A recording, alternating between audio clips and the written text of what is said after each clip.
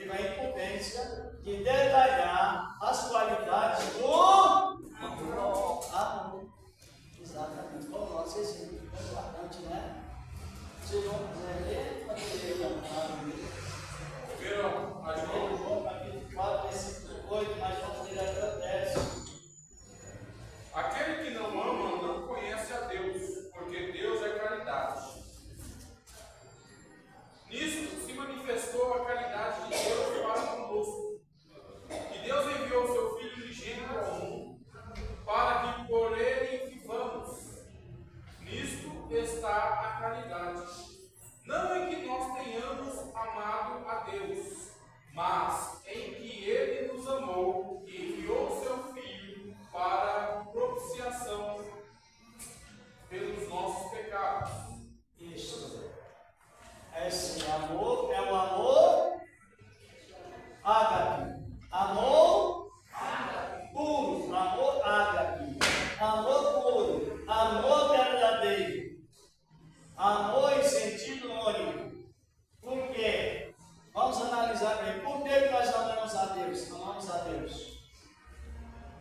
A resposta está no versículo 19, do capítulo 4 do Evangelho do Epístolo de João.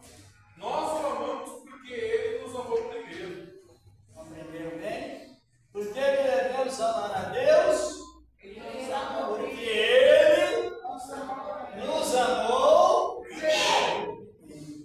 Se ele nos amou primeiro, ele denotou seu amor mais do que aquilo que nós merecíamos ser amados. Ele nos amou mais do que nós merecíamos ser amados.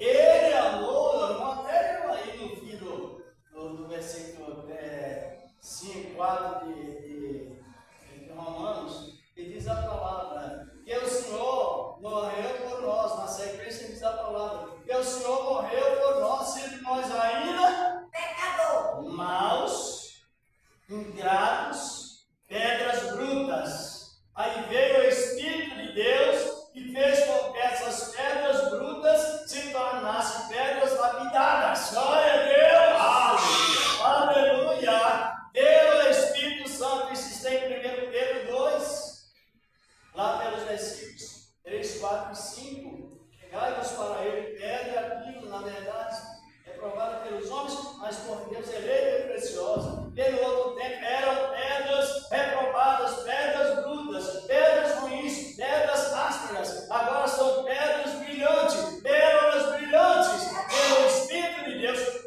os que dedicam na palavra. Muito lindo a palavra. Quem compreendeu a nossa situação? Compreenderam ou não? Vamos analisando bem aqui a palavra de Deus, aqui. É a conotação como nós já tivemos em João 3,16, ele princípio também, não é? Que Deus amou o mundo de tal maneira, não dá para se explicar. Deus seu Filho para o período que não vou arrastar a vida.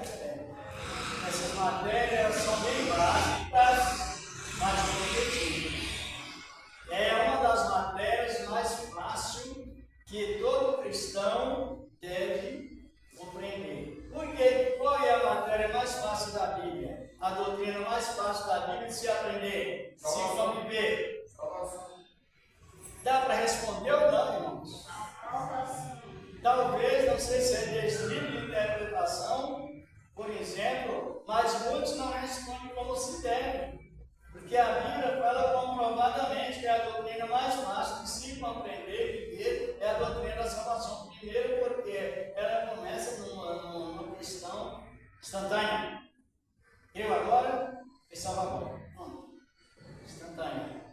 E em seguida, que a salvação vem junto do ser do Espírito Santo, para testificar que você está salvo e vai ser levado lá para a glória. Quem compreendeu?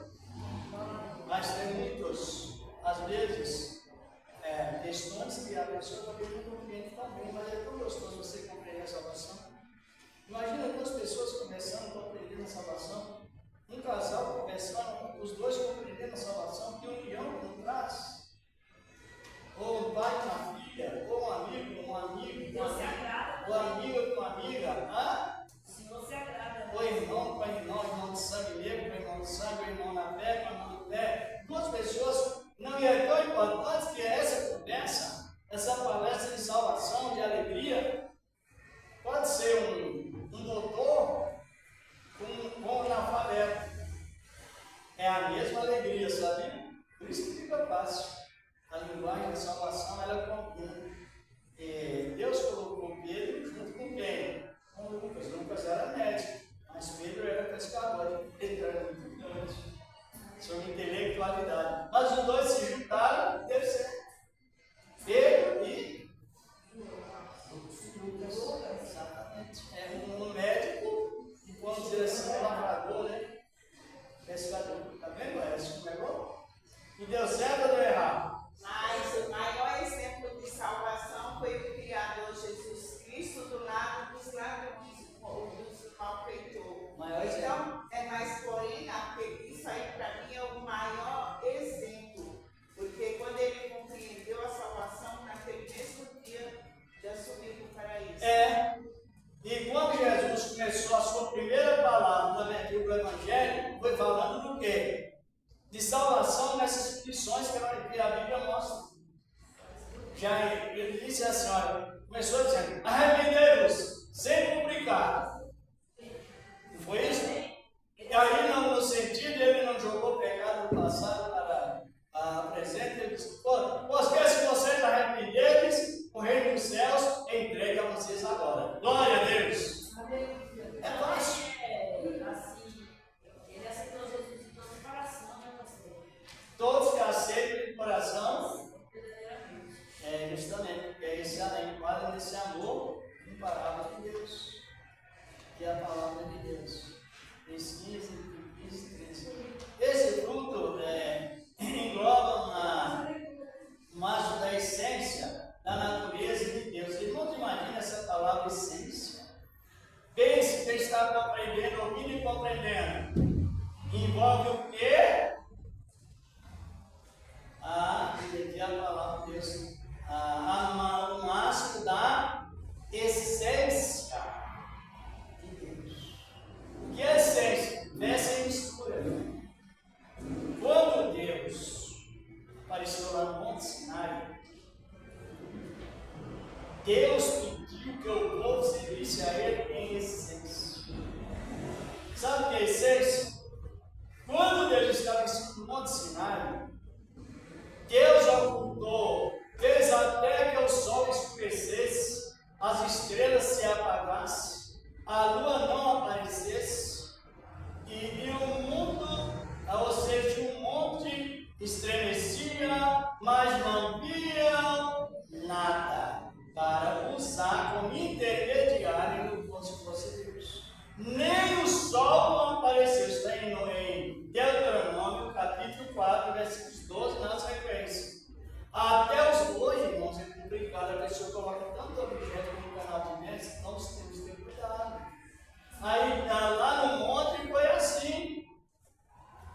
E depois ele deu a explicação na sequência. Olha, honrará somente o Senhor teu Deus, porque lá no Monte Sinai não viste nenhuma figura, nem de seres do mar, da água, nem que se arrasta, nem animais que se voam, nem mesmo qualquer outro objeto. Não viu o sol, não viu a lua, não viu estrelas, senão a voz de Deus no meio da escuridão. Isso chama a fé que não se mistura com objetos. A fé é essência. A fé é essência.